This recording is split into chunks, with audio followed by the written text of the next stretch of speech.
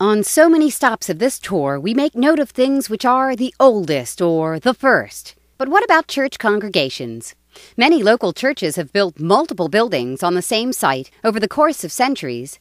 But this humble brick building, the Hood African Methodist Episcopal Zion Church, holds the distinction of being the oldest continuous congregation still holding services in their original church structure.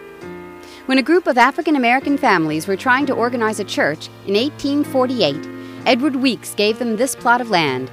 They built a small wood frame building in 1856 and called themselves the First African Methodist Episcopal Zion Church. Later, to honor an early bishop, the Right Reverend James Walker Hood, they changed their name to the Hood A.M.E. Zion Church.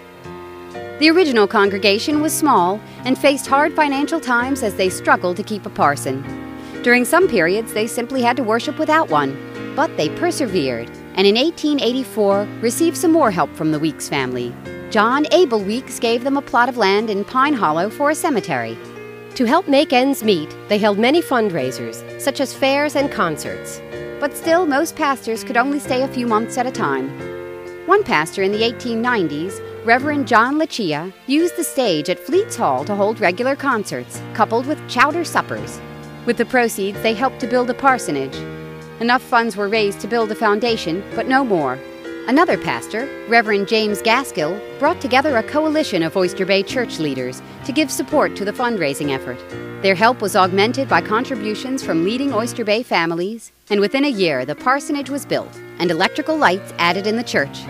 In 1937, the wooden church was covered with the brick exterior you see today. From 1937 to 1963, the pastor was Reverend Moses T. Smith, whose tenure of 26 years was the longest in the church's history.